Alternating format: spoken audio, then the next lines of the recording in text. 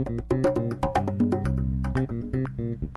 a commencé ce matin au gouvernement avec un texte d'importance. Il s'agit du transfert du droit commercial et du droit civil qui doit intervenir au 1er juillet.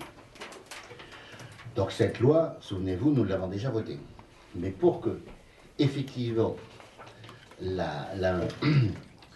le droit civil et le droit commercial soit effectivement mis en œuvre au 1er juillet, il y avait un certain nombre de conditions à remplir. Qui vise à approuver une convention avec l'État, une convention d'accompagnement, donc qui permettra à la Nouvelle-Calédonie de bénéficier du concours de l'État après le transfert de compétences. Donc, on s'attache au contenu de cette convention. Il y a deux axes qu'il faut peut-être retenir. Il y a le concours de l'État va se traduire par une assistance technique, premier axe, et il se traduira aussi par une aide à la formation qui couvre la période actuelle, la phase de préparation des transferts, vient vraiment montrer que l'appui de l'État est déterminant. Il a été déterminant durant la phase de préparation et il le sera probablement durant la phase d'exercice entier de la compétence.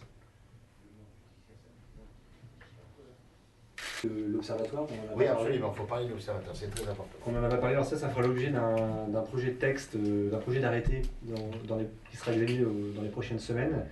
C'est la création d'un observatoire de la législation civile et commerciale. C'est une structure administrative qui va regrouper l'ensemble des praticiens du droit qui exercent en Nouvelle-Calédonie. Il y aura une formation droit civil, une formation droit commercial.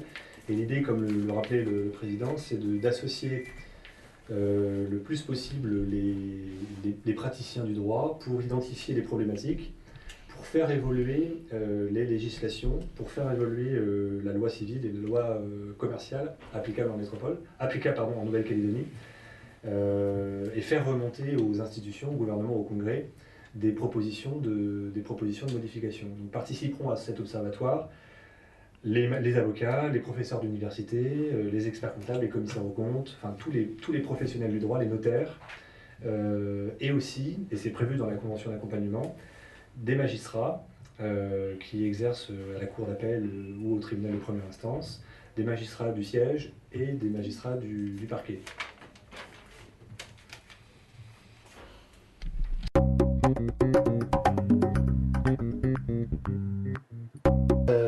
La loi indique que le compte administratif, il faut donc le délibérer, le voter avant le 30 juin.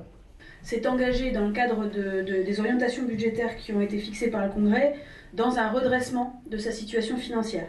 En 2009, la Nouvelle-Calédonie avait une capacité d'autofinancement négative à moins 3 189 millions, c'est-à-dire plus en capacité de rembourser ses dettes. Et petit à petit, donc on était à moins 44 millions en 2010, à plus 2 145 milliards en 2011, et là on est à plus 4 373 millions de capacité d'autofinancement. Donc on voit bien que on maîtrise nos dépenses, c'est-à-dire que notamment on maîtrise nos dépenses de personnel, on est seulement à plus 1,8% en dépenses de personnel, et on maîtrise globalement nos charges de fonctionnement. Ça nous a permis de mettre en place un certain nombre d'investissements faits par la puissance publique qui permettent de compenser au moins partiellement la baisse de la commande privée. Je pense notamment à tout ce qu'on a engagé sur le Medipôle, sur la quarantaine animale, sur les travaux dans les lycées, sur l'extension de l'aérogare de la Tontouta, sur les travaux routiers, etc. Ce sont des travaux qui ont pu être faits parce que nous avons réussi à maîtriser nos dépenses de fonctionnement et que donc du coup nous avons pu avoir des investissements plus importants.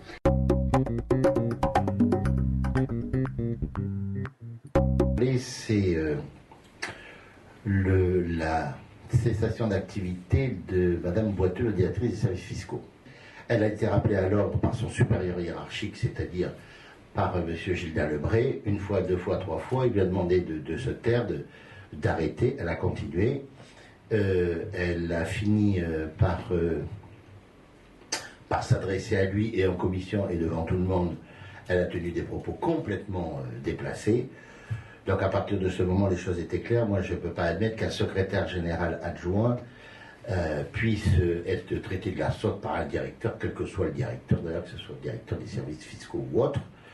Au titre de mes responsabilités de chef de l'administration, je ne peux pas accepter qu'un secrétaire général adjoint puisse être traité de la sorte, et que si je ne réagissais pas, ça voudrait dire que je commencerais par le désavouer. Ce n'est pas du tout mon intention concernant M. Gilda Lebray, qui est un fonctionnaire de très grande valeur et qui travaille beaucoup pour le gouvernement de la Nouvelle-Calédonie et pour tous ses membres. Bien. Donc à partir de ces faits, je l'ai suspendu. Et lundi dernier, non pas hier, mais la semaine dernière, elle a été reçue ici au gouvernement par le secrétaire général et par la DRH pour un entretien préalable pour éventuellement mettre fin à ses fonctions de directrice des services fiscaux.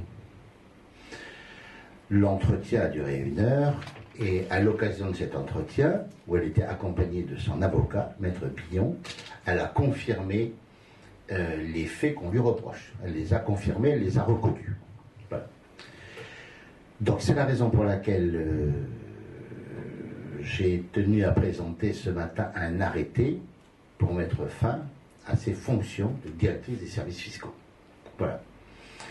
Et donc cet arrêté a été voté, donc elle est donc démise aujourd'hui, au moment où je vous parle, de ses fonctions de directrice des services fiscaux.